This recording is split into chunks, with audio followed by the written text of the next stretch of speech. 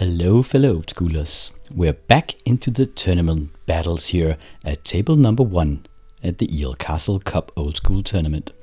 And in the previous battle we followed Pink Triple-S, winning that battle, so he gets to keep on to his seat here. And there was some clamorings about having some deck pictures here, so we have his deck here. Actually I thought he had his Blood Moons in his sideboard, but they're actually front and center here in the main deck. This is a later picture. The brewer told me that this was the one he had, so we see that he's gone Swedish legal here with some unlimited plateaus. But the version of the deck we're going to see here is with the revised plateaus, but the setup is quite the same. So we have the Serra Angels, the Savannah Lions and the Sushis as the creature base here, hence the name Triple-S. And it's followed up by a complete burn package here with lightning bolts, chain lightnings and 3 fireballs. Just a heck of a lot of burn, trying to rush the other guy down. 4 Swords to Plowshares will help him win the creature battles as well with all that removal, but it kind of runs counter to the burn strategy, so I wonder what the thought process is here. At least it will, it will really help him win that creature war, because there's so much removal here. Full play sets of Disenchant, Swords to Plowshares, Lightning Bolts, Chain Lightnings and 3 Fireballs. And that will actually help him a lot in this matchup, as will those Blood Moons. Because we see his opponent here, which is on a deck that he called the Answer.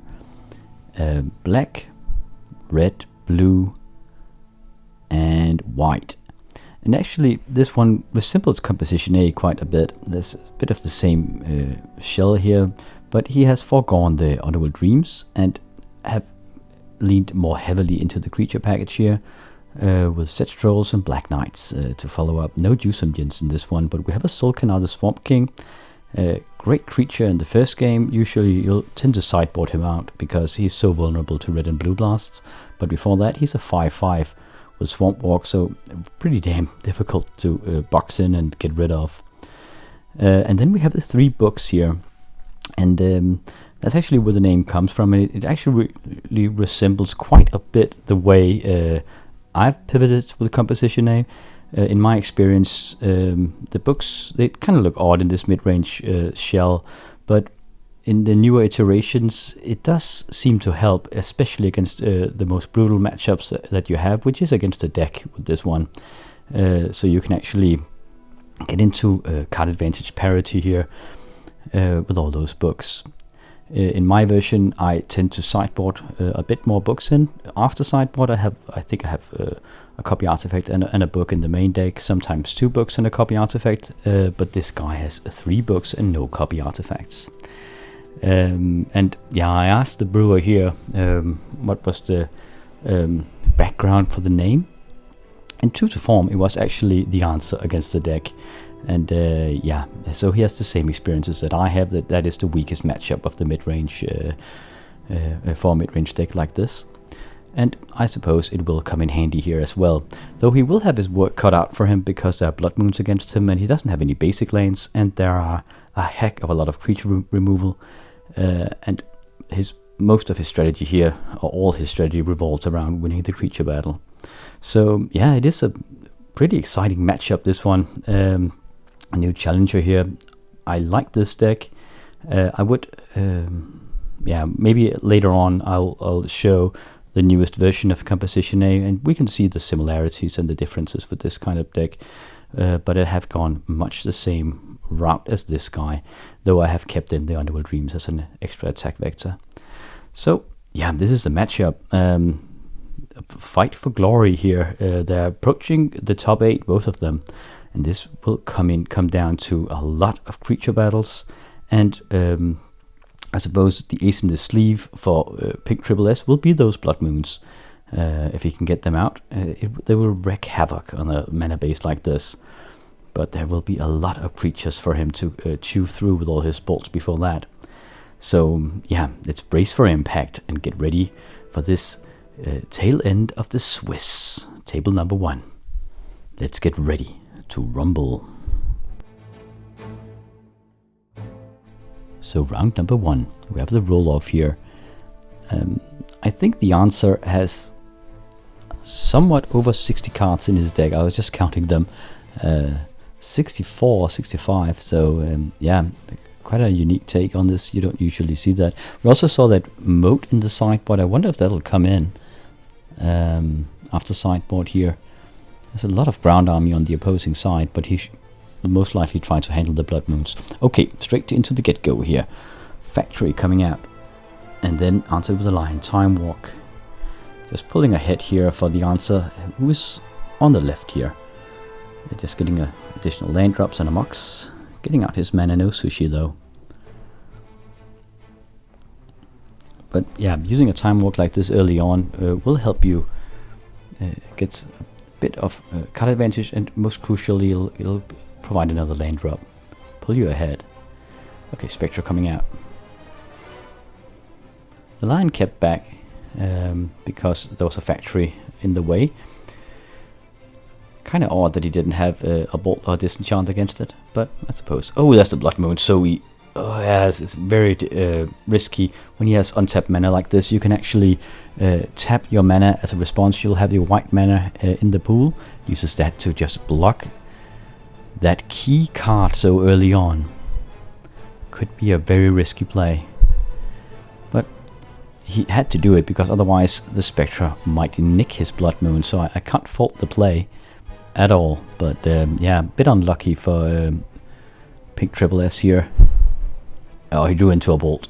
That rectifies it a bit. Though the Spectre has done its damage. Okay, now attacking with the Lion. Divine Offering on the factory. Activates another factory, pumps it with the Dying Factory. And getting rid of the Lion. So, it's just a bloodbath here. Creatures dying left and right. So, settling on a factory war here. Pink Triple-S seems kind of mana starved here. Soul Ring coming out though. Keeping double red up. Do we see some Sushis now? Yep, there we go. Okay, immediate disenchant. At his end step. Another key difference with the answer here is that he uses plateaus. Not all his mana provides black mana. Leaning more into the white. So there are some marked differences here. Okay, 7 Lion coming out. Trying to keep the factory at bay here. I wonder who's the beatdown. Likely it'll be Pink Triple-S that needs to win early on here because the other has bigger creatures and he has those books. So if he get them out, that'll provide him with a lot of card advantage. But still, Pink Triple-S has to keep back a bit here. Being slightly outclassed by the... oh, this looks like a balanced play. Sacrificing the Lion like that. Just getting blocked by the troll. Do we see a balance? It does smell like it. Yep. I think that's a balance. Altered 1. Alright, 1 card in hand. No creatures. That's a fine play. Getting, yeah, and also yeah, wrecking some of the answer's lanes here. A lot of them. Down to 3 lanes on both sides. Brutal punch in from Pink Triple-S here. Okay, so the factors will just stand back, staring at each other. And there's another Lion follow-up. And the Black Knight. Brilliant counter move against the Lion.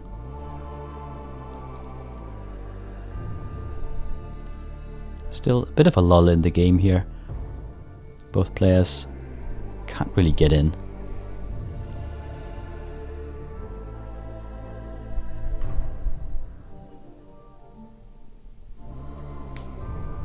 I don't know what's happening here. Giving it a good think though. I wonder if those Black Knights, I'm half a mind of testing them out myself. Again, they're good because they're black, they can't be terrorized, and they're protection from white, so they can't be sourced to plowshared. and will help you win against aggro, I suppose. Okay, full on attack here. Black Knight blocks the factory. As you know, the Black Knight has first strike, so we'll usually just punch the factory down. Okay, 2 points of damage to the answer. Okay. I wonder what's up. Maybe Pink Tripple-S just recognizes that he needs to do what he can here. Get the damage in. Attacking with the factory, keeping the Black Knight back just as a failsafe, as a guardian against those angry lions.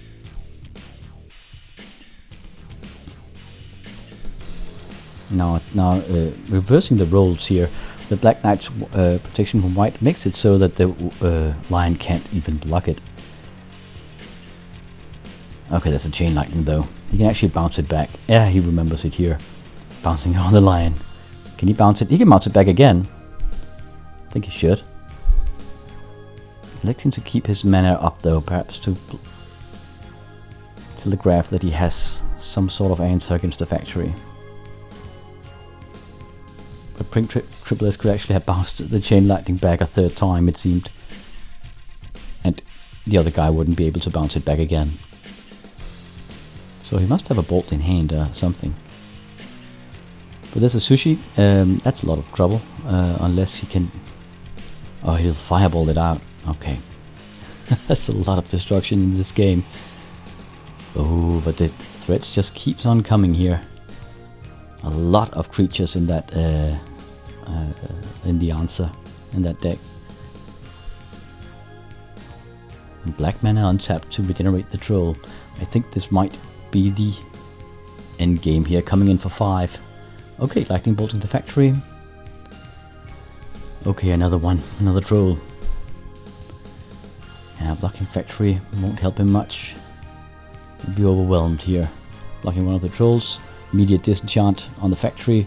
Trolls gets in for the kill. So the answer takes the first one. The pivotal moment here was that Spectre coming out, forcing Pink Tripple-S to play his Blood Moon a bit prematurely, so it could be disenchanted. So let's see what they'll sideboard. I think about the Blood Moon, it seems like the answer has so much creature aggression that he might overwhelm even the formidable creature removal from Tripple-S. Divine Offerings coming in here. And I think it was a Blue Blast maybe from the answer. Can't really tell what Pink Tripple-S sideboards here. I can't remember his sideboard. If he has more Blood Moons, he should get them in, maybe. Maybe some, I don't know, if he has more creature removal. We did see some sushi, so more Divine Offerings maybe. Okay, starting out with a Savannah Lion from Pink Tripple-S, getting answered with a Fireball for 1 with a red Mox here. That's the way you go. Okay. Pink Tripple-S is on the clock here. Needs to put the damage in with those wolves so that he can burn the other guy out before he gets his bigger creatures into the battlefield. Factory. Okay, starting to crack the other guy's mana here. The Strip Mine, getting rid of the Scrubland, so no black mana for him. And the Savannah Lion draws blood here.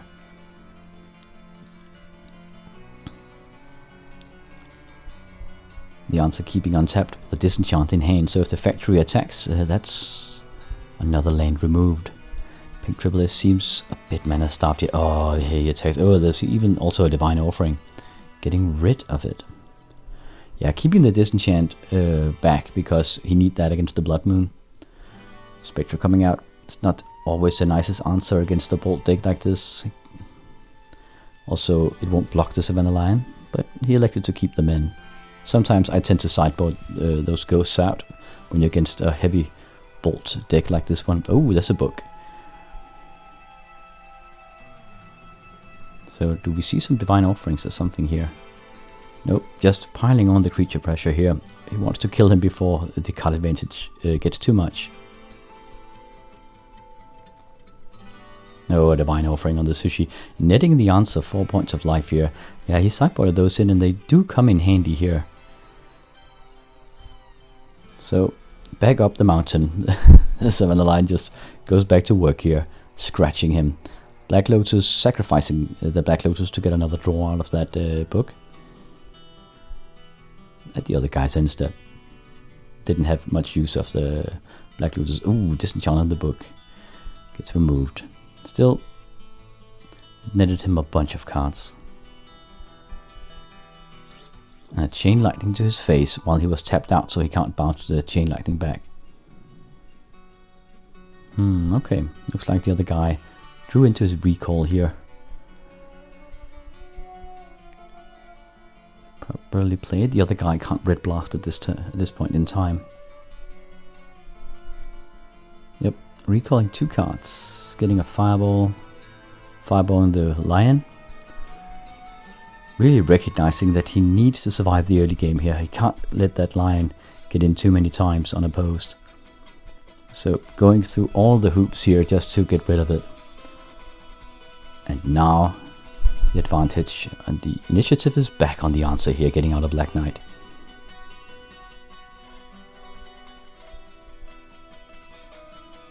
A lot of mana. We really see the effect of that book having a bunch of draws. Oh, that's that crucial balance again. Crushing all those lands drops and really just equalizing all the work from the book.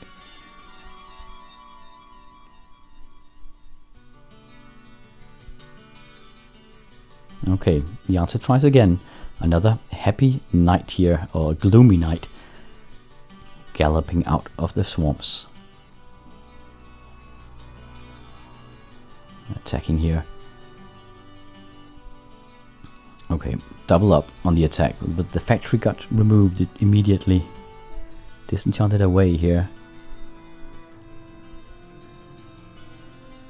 Still, he needs to get rid of that knight. It does surprise me that he keeps all those critters in against bolts, but it does seem to work here. I mean, the other guy, he only has a single mountain and he can't, for some reason. Okay, now he got rid of it, but still, did his damage. Drew a card. So I suppose, oh, that's a Mind Twist. I suppose it's also a way just to survive the early game, because the other guy is forced to use his bolts on all the critters, and then he can't bolt the dice of the other guy. Now, Mind Twisting his hand, as a fast effect, he lightning bolts him, but he only has a single mountain, so he can't even. Oh, he can still disenchant. Lost a Red Blast and something else.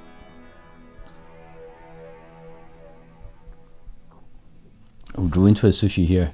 Good for him. But yeah, the answers, just so many answers from the answer. Pun not intended.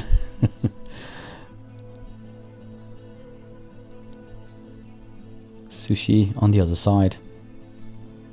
Yeah, it just seems like Pink Tripple-S is getting overrun here. There's always those answers. Divine Offering on the sushi. Getting in with his own sushi. Picking him apart here. I mean, it's not like Tripple-S. Oh, he actually draws a lot of great stuff here. Blockers and removal. Okay, but he chooses to Swords to Plowshare his own sushi just to get a bunch more life. Recognizing that, again, this is all about surviving the initial onslaught from the other guy. Okay, first Sarah Angel coming out here. It's a big one, but he must have a second Swords to Plowshare in hand when he uses it like that.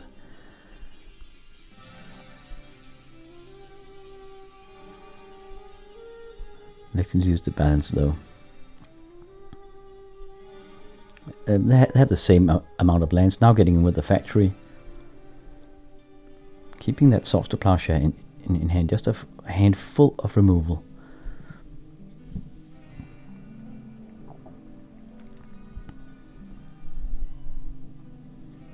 And the lion can't get in because of that blocking factory. That's a fireball. He drew into that, just fireballing him out. That's why he didn't Swords to Plowshare the creatures, wanting to use the balance instead, so he didn't get any life.